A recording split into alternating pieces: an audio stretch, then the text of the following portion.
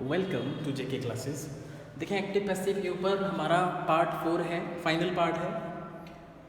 अब इसमें हम पहले तो कुछ मिसलेनियस रूल्स देखेंगे जो एग्ज़ाम में पूछ लिए जाते हैं और इम्पेरेटिव कुछ सेंटेंसेस करेंगे थोड़ी देर के बाद। तो देखें, हमारे पास एक सेंटेंस है कि people speak English all over the world. लोग पूरे विश्व में इंग्लिश बोलते हैं। तो अब देखिए ये कौन सा टेंस हुआ, प्रेजेंट इंडेफिनिट टेंस हुआ। प्रेजेंट इंडेफिनिट टेंस में क्या होता है, वर्ब की फर्स्ट फॉर्म आती है। तो ये आ गई है पीपल स्पीक इंग्लिश। पीपल क्या है, सब्जेक्ट, वर्ब क्या है, स्पीक, और ऑब्जेक्ट क्या है, इंग्लिश है। अब देखिए इसकी पैसिव कैसे बनेगा। English is present indefinite tense में क्या यूज किया जाता है, is. English is spoken all over the world by people. ये जो पीपल शुरू में लगा हुआ था, ये कहाँ पर आ गया है लास्ट में, by people.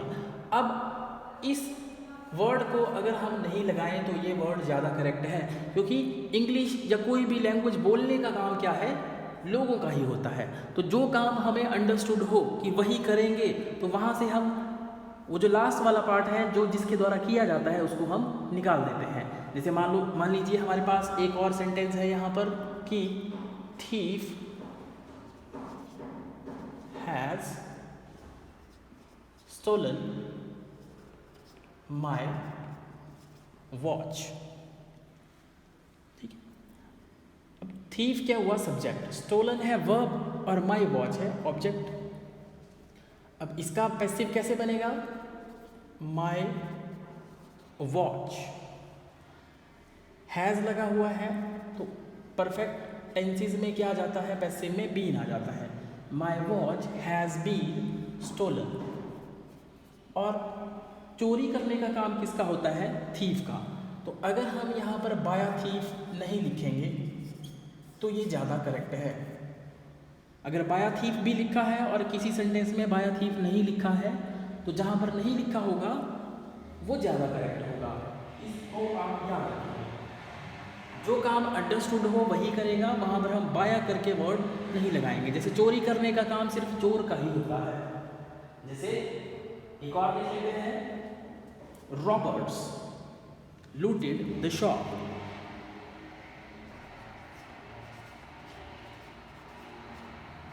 Roberts looted the shop. Roberts यानी कि लुटेरों ने शॉप को लूट लिया।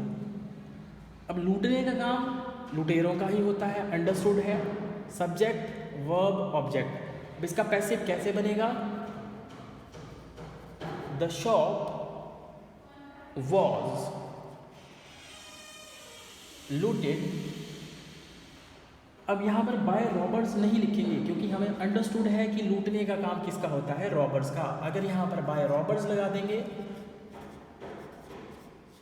तो ये सेंटेंस हमारे पास क्या हो जाएगा, एक्टिव से पैसिव में गलत हो जाएगा। जहाँ पर कोई काम अंडरस्टूड होता है वही करता है, वहाँ पर हम इसको बाय करके वो वर्ड नहीं लिखते हैं। ठीक है, तो एक ये रूल हुआ इंपॉर्टेंट हमारे पास मिसलेनियस में।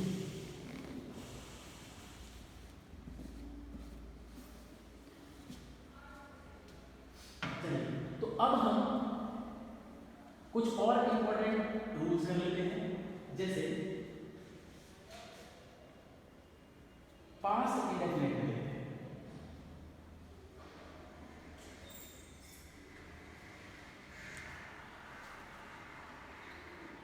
पहला सेंटेंस है हमारे पास, she gave me a purse. उसने मुझे एक पर्स दिया। पास्ट है, सब्जेक्ट वर्ब ऑब्जेक्ट। अब इसका पैसिव कैसे बनता है पास्ट का, सबसे पहले हमारे पास आ गया ऑब्जेक्ट आई। अब पास्ट इंडेफिनिट में किस चीज़ का यूज किया जाता है, आई वॉज गिवन, है ना, आई वॉज गिवन। अब अ पर्स अननेसेसरी वर्ड है तो यहाँ पर लिख दिया हमने purse. I was given a purse bye हर। एक तो इस तरह से इसका पैसिव बनेगा। और दूसरा कौन सा तरीका है, अगर हम इसको ऐसे नहीं बनाएं तो कैसे लिख सकते हैं, a purse was given to me by, और शी का यहाँ पर क्या हो जाएगा, हर हो जाएगा। तो अगर हमने एक्टिव से पैसिव बनाना है, पॉजिटिव सेंटेंस ही, चाहे कोई भी टेंस हो, प्रेजेंट हो, पास्ट हो, फ्यूचर हो, या present perfect, past perfect, future perfect, तो कैसे बन सकता है? ये रूल हम सबसे पहले यहीं से पढ़ रहे हैं कि सबसे पहले तो हम क्या लिखेंगे? ऑब्जेक्ट लिखेंगे, I was given a purse bye हर। लेकिन इसका दूसरे तरीके से भी बन सकता है, जब हम लास्ट वाले वर्ड को पहले ले आएंगे, अ पर्स। अब पास्ट है तो हमने क्या कर दिया? वॉज गिवन, ठीक है। और उसके बाद कोई प्रोनाउन है हमारे पास, तो हमने यहाँ पर क्या किया है? एक एक्स्ट्रा वर्ड ऐड किया है, to. A purse was given to me by her. दो तरीकों से बन सकता है, याद रखिए। जैसे एक और है, ही टीचेस अस इंग्लिश, वह हमें इंग्लिश पढ़ाता है। प्रेजेंट इंडेफिनिट टेंस है, सब्जेक्ट वर्ब ऑब्जेक्ट। ये रूल शुरू से करते आ रहे हैं कि सबसे पहले क्या लिखेंगे? ऑब्जेक्ट लिखेंगे पैसिव में। प्रेजेंट इंडेफिनिट में क्या आता है? Is, am, are. We are taught, हर पैसिव में third form, we are taught English यहाँ पर आ जाएगा। We are taught English by, और यहाँ पर क्या आ जाएगा? हिम। लेकिन इसका दूसरे तरीके से भी बन सकता है। अगर हम इंग्लिश को पहले लिख दें, जैसे ऊपर वाले में लिखा इंग्लिश, अब ये प्रेजेंट है ना, तो टीचर्स का क्या आ जाएगा? English is taught. बस हमने वर्ड कौन सा यहाँ पर ऐड करना है? टू से पहले इस अस को चेंज हो जाएगा ना, अस तो चेंज हो जाएगा, तो अस से पहले क्या यूज करेंगे? To. English is taught to us by, और ही का हमारे पास यहाँ पर हो जाएगा हिम। ये दो तरीकों से पैसिव बनता है, इसको आप याद रखिएगा, ठीक है। अब इसी से रिलेटेड एक और क्वेश्चन पूछा जाता है, जैसे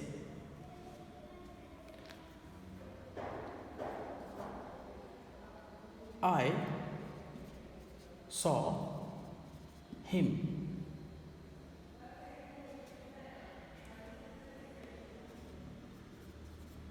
singing a song। मैंने उसे गाना गाते हुए देखा।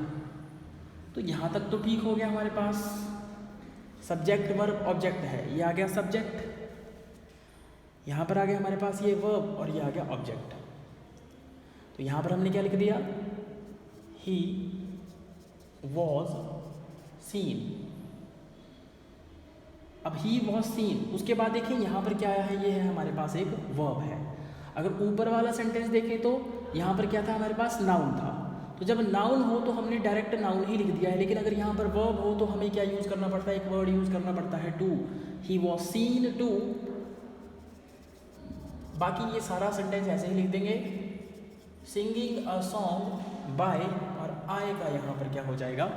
मी हो जाएगा। आई का यहाँ पर क्या हो जाएगा? मी हो जाएगा। जैसे अगर कोई और सेंटेंस देखें, ठीक है, ये समझ नहीं आया है तो अगला देख लेते हैं।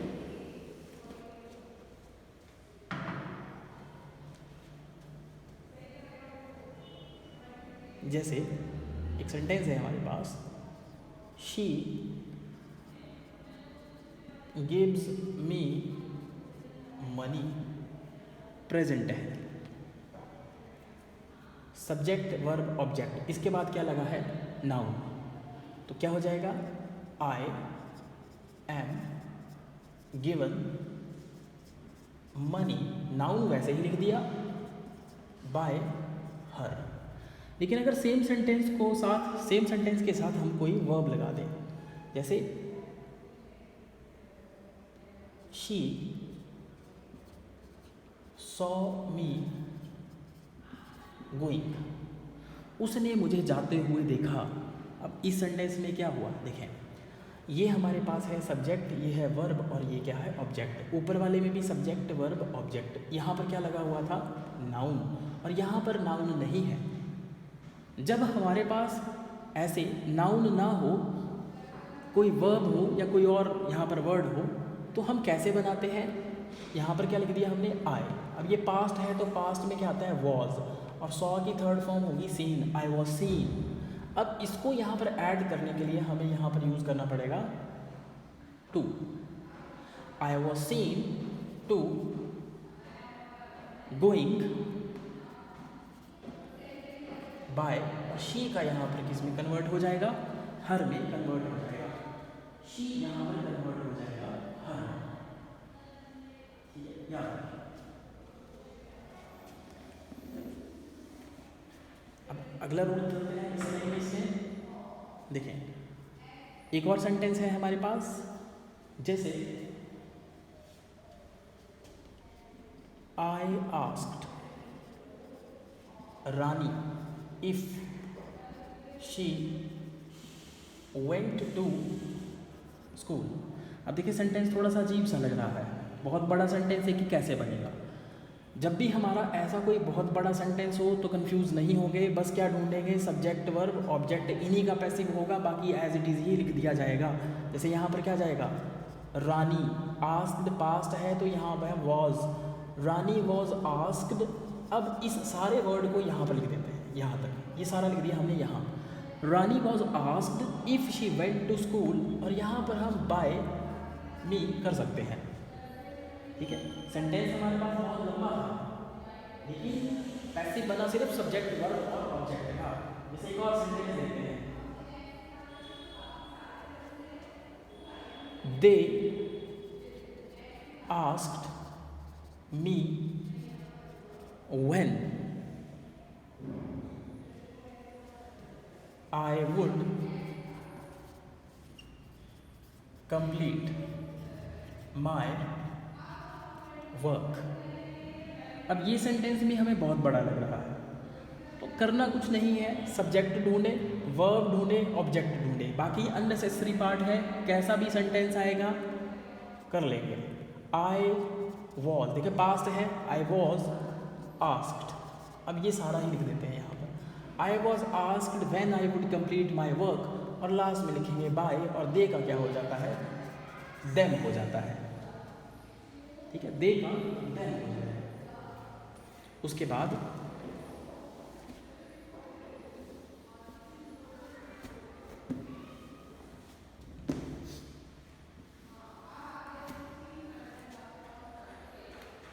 देखिए अगर कोई सेंटेंस हमारा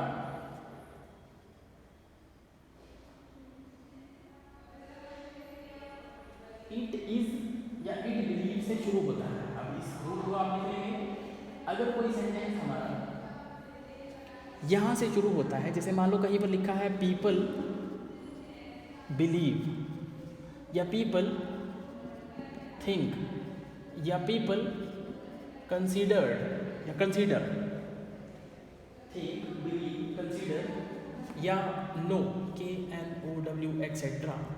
अगर कोई सेंटेंस हमारा इस तरह से शुरू होता है, जैसे एग्जाम्पल लिखते हैं,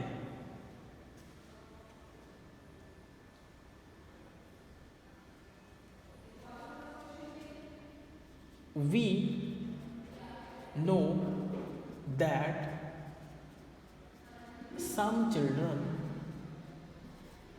go wise early। हमें पता है कि कुछ बच्चे जल्दी बड़े हो जाते हैं, जल्दी बुद्धिमान हो जाते हैं। तो यहाँ पर क्या आया है ना, जैसे यहाँ पर क्या वर्ड आ गया हमारे पास, नो, पीपल नो, या यहाँ पर वी नो भी हो सकता है। तो पहले देखो ये प्रेजेंट है तो इसको ऐसे ही कन्वर्ट कर देंगे हम, it is known, it is known, बाकी सेम यही सेंटेंस लिख दिया जाएगा। That some children go wise early. तो एक तो ये तरीका हो गया इसका पैसिव बनाने का, वी नो दैट का। अगर कोई सेंटेंस यहाँ पर ऐसे लिखा हो वी बिलीव, तो आ जाएगा it is believed, third form. We think, it is thought.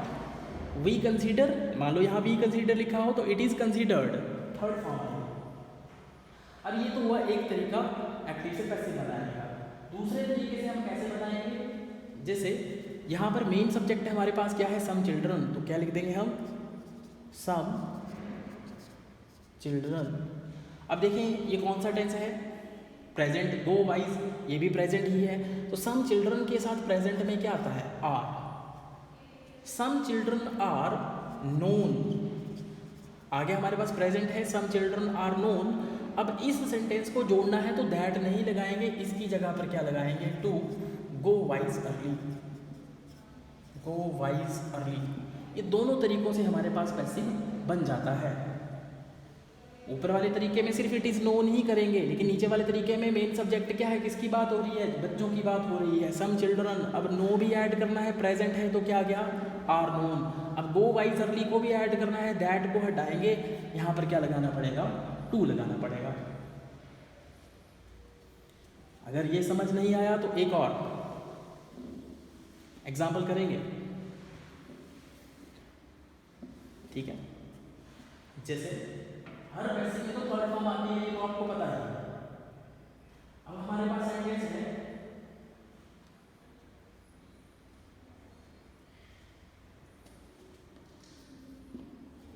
They believed that mister Shukla, they believed that Mr. Shukla was very rich। अब यहाँ पर देखें, यहाँ पर क्या आया है, बिलीव्ड, और यहाँ पर was, यानी कि पास्ट में लिखा हुआ है सारा। जैसे people believe, people believe, people think, they think, कुछ भी आ सकता है। एक तरीका तो ये बताया कि ऐसे लिख सकते हैं। अब ये देखें, यहाँ इज नहीं होगा क्योंकि ये कौन सा है, पास्ट। तो पास्ट में क्या आता है, इट वॉज बिलीव्ड, ये पास्ट इंडेफिनिट टेंस है ना, इट वॉज बिलीव्ड।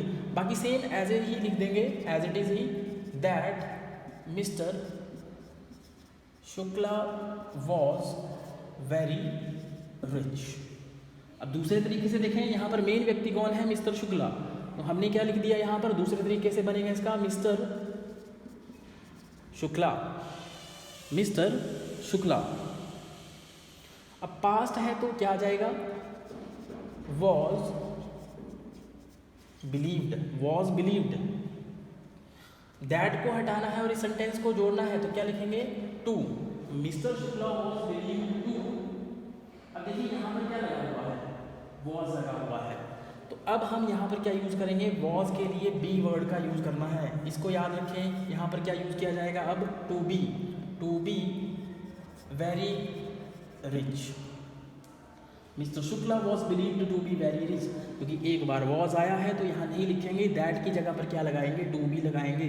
और जहाँ पर वर्ड ऑलरेडी दिया हो, जैसे पहले वाला सेंटेंस था, जैसे वहाँ पर क्या था, मेन वर्ब था हमारे पास गो, तो वहाँ पर तो हमने ऐसे लिखा था टू गो वाइज अर्ली, लेकिन यहाँ पर मेन वर्ब नहीं है, ये हेल्पिंग वर्ब है, तो इसकी जगह पर मेन वर्ब हमें क्या लगाना पड़ेगा, बी लगाना पड़ेगा। जैसे एक सेंटेंस में आपको दे देता हूँ, कर लीजिएगा, ठीक है।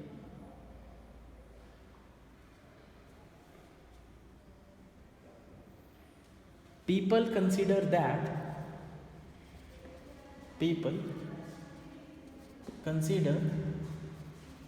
that I teach you English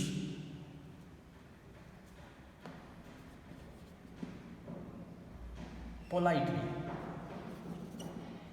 लोग सोचते हैं कि मैं आपको इंग्लिश पोलाइटली पढ़ाता हूँ।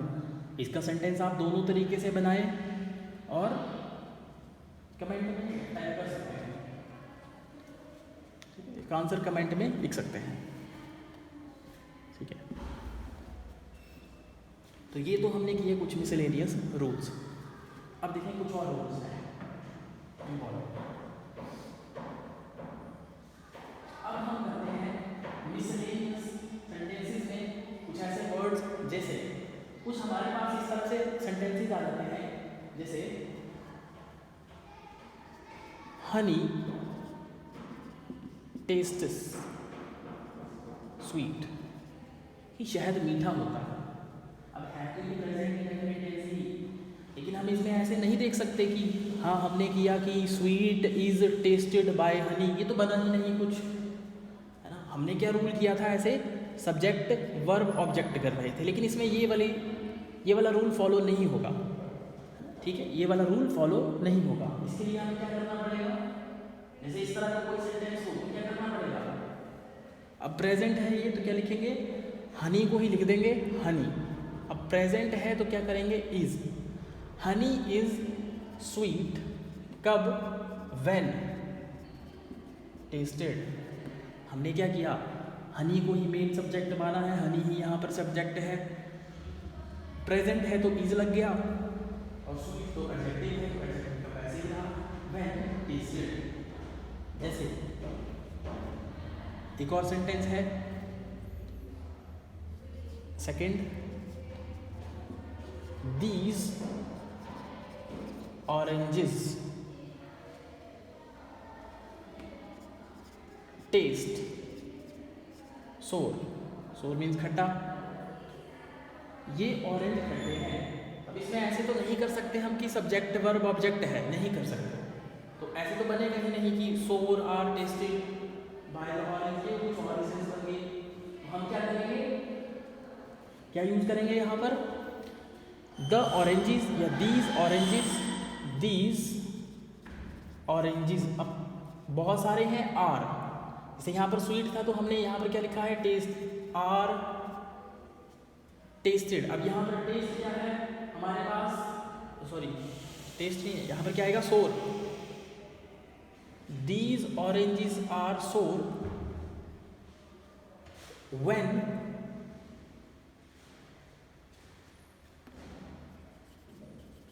टेस्टेड,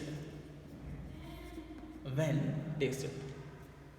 ठीक है, यहाँ पर हम एक और वर्ड ऐड कर सकते हैं। अगर यहाँ पर honey is twist, honey is sweet when it is tasted, it is मतलब हनी को।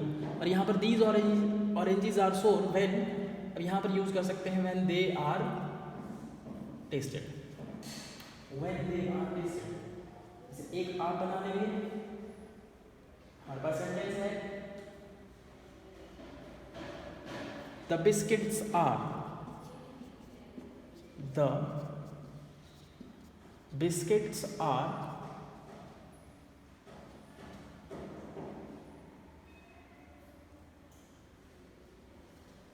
आर की जगह लिख देते हैं eat. The biscuits eat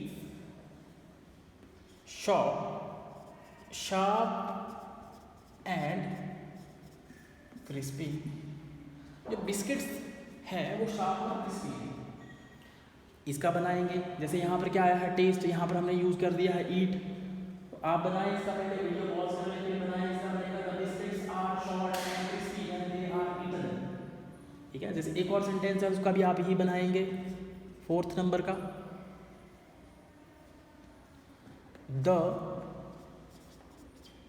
flower smells sweet, the flower smells sweet. तो इसका भी किस तरह से बनेगा, वैसे ही बनेगा। अब प्रेजेंट है तो क्या यूज करेंगे, ये फ्लावर है, ठीक है, the flower is sweet when. अब यहां पर क्या लगाना पड़ेगा हमें, व्हेन इट इज। अब स्मेल की थर्ड फॉर्म हो जाएगी स्मेल्ट, जैसे यहाँ पर थर्ड फॉर्म थी टेस्टेड, टेस्टेड यहाँ पर क्या आ जाएगा, स्मेल्ट आ जाएगा। ठीक है, ये भी मिसलेनियस का एक इंपॉर्टेंट रूल है।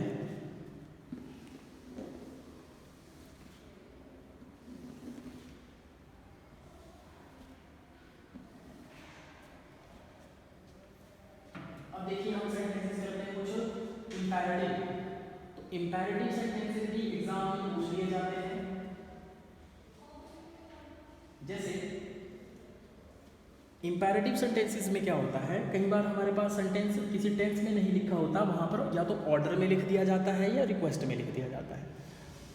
ऑर्डर या कैसे लिख दिया जाएगा, किसी रिक्वेस्ट में वो सेंटेंस लिख दिया जाएगा। जैसे मान लो मैं यहाँ पर लिखता हूँ कि ओपन द डोर, दरवाज़ा खोलो, और इसी को दूसरी तरफ लिख देते हैं हम ऐसे, प्लीज ओपन द डोर। अब यहाँ पर प्लीज लगा है तो ये क्या है, हमारे पास एक रिक्वेस्ट है, और जब प्लीज नहीं लगा हो तो ये क्या है, ऑर्डर है। तो जब भी हम इनका पैसिव बनाते हैं, या तो ऐसे बन जाता है कि you are ordered to open the door. इसका बन गया you are ordered to, order वाले में क्या लगा दिया हमने, ऑर्डर्ड लगा दिया। और जहां पर रिक्वेस्ट है तो उसका क्या बन जाएगा, you are requested to open the door. बस क्या करेंगे, ऑर्डर वाले में ऑर्डर्ड कर देंगे, रिक्वेस्ट वाले में रिक्वेस्टेड कर देंगे। लेकिन एग्जामिनर यहाँ से क्वेश्चन ऐसे नहीं पूछता। ऑर्डर वाले में एक और तरीके से पैसिव बनता है, उसका रूल आप याद रखेंगे। ऑर्डर वाले का एक और रूल होता है let plus object plus be plus verbs third form. ये लेट वाले का रूल है। ये लेट वाला रूल जो है वो ऑर्डर वाले सेंटेंसेस के पैसिव का है। सिर्फ ऑर्डर वाले सेंटेंसेस का पैसिव ही लेट से बनता है, रिक्वेस्ट वाले का नहीं बनेगा। रिक्वेस्ट वाले का सिर्फ रिक्वेस्टेड से ही होगा। जैसे अब इसका हम कैसे बनाएं, देखिए ये क्या है, हमारे पास वर्ब है और ये ऑब्जेक्ट है, सब्जेक्ट तो है नहीं। तो सबसे पहले क्या लिखेंगे हम, लेट लिख दिया हमने, लेट। अब द डोर क्या है यहाँ पर, ऑब्जेक्ट लिख दिया हमने the door, let the door. Rule के अकॉर्डिंग यहाँ पर लगा दिया be, let the door be, और ओपन वर्ब है उसकी चाहिए हमें third form, let the door be opened. तो लेट से हम ऑर्डर को इस तरह से भी बना सकते हैं, यहाँ से एग्जामिनर पूछ लेता है। जैसे मान लो हम यहाँ पर एक और सेंटेंस लिखते हैं, डू इट, इसे करो, और इधर लिख देते हैं प्लीज डू इट, कृपया इसे करो। ठीक है, तो प्लीज वाले का तो लेट से नहीं बनता है, तो इसका तो हम डायरेक्ट ही लिख देंगे कि you are requested to do it. इसका तो पैसिव बन जाएगा you are requested to do it. You are requested to do it, इसका लेट से नहीं बनता है। ठीक है, इसका लेट से तो नहीं बनता। और जहां पर डू इट अकेला दिया है, या तो इस तरीके से बन सकता है you are ordered to do it, लेकिन हमने ऑर्डर से नहीं बनाना है, इसको लेट वाले रूल से बनाएंगे, इस वाले रूल से बनाएंगे। तो क्या बनेगा इसका, देखें ये वर्ब है, ये ऑब्जेक्ट है, इसका बनेगा let it be done, let it be done. ये हमारे पास दो हमने सेंटेंसेस कर लिए, ऑर्डर से रिलेटेड और रिक्वेस्ट से रिलेटेड। अब हम देखते हैं एडवाइस और सजेशन से रिलेटेड कैसे पैसिव बनता है। अगर किसी सेंटेंस में हमारे पास एडवाइस है या सजेशंस है तो पैसिव कैसे बनेगा। जैसे हमारे पास सेंटेंस है हेल्प द डिसेबल्ड, पहला सेंटेंस है हमारे पास हेल्प द डिसेबल्ड, यानी कि जो डिसेबल है, जो अपनी सहायता नहीं कर सकते, उनकी सहायता करो। या always speak the truth, always speak the truth. अब देखिए ये क्या है, सदा सच बोलो, बच्चों से प्यार करो, ये सारे के सारे क्या है, सजेशंस हैं, सजेशंस हैं। तो सजेशंस का जब भी हम पैसिव बनाते हैं, ये सारी की सारी क्या है, सजेशंस। ऐसे सेंटेंसेस होंगे तो क्या होंगी, सजेशंस होंगी।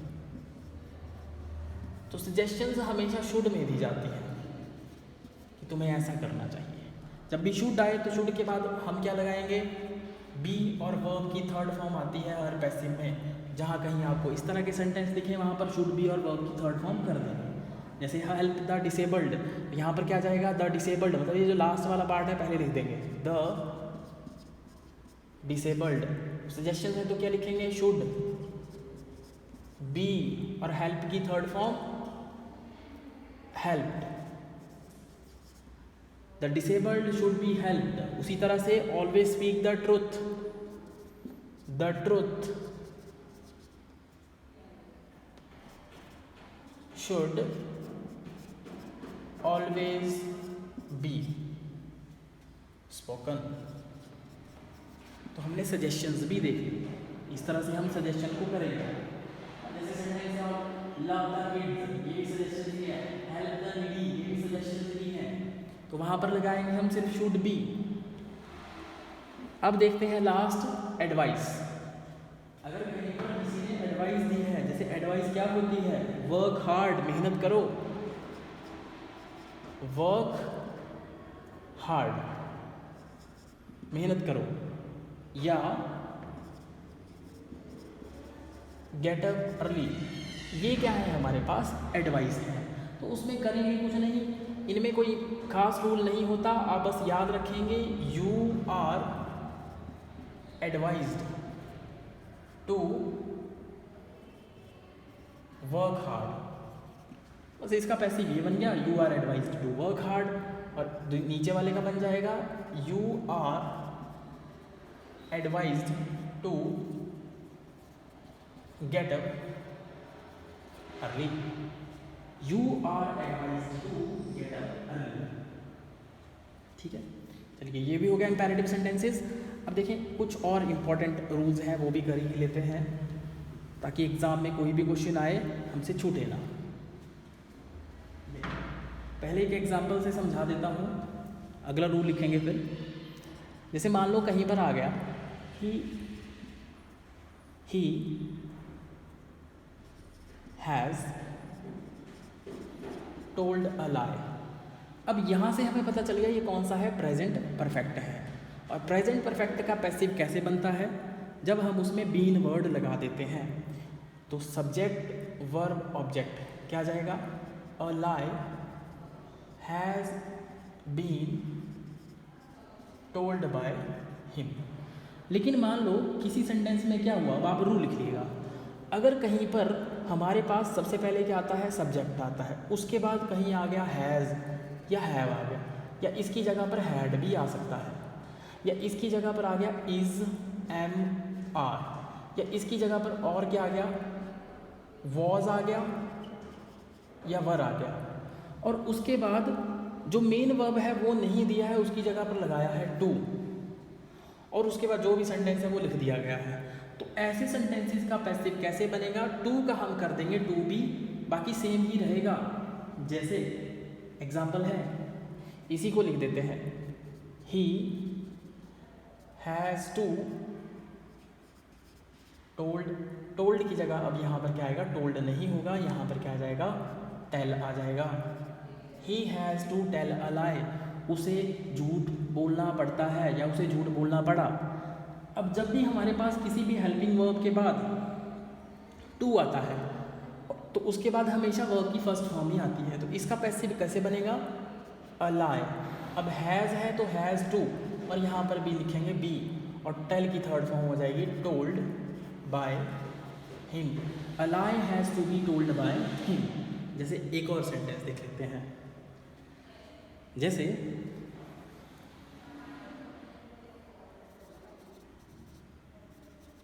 Ram had to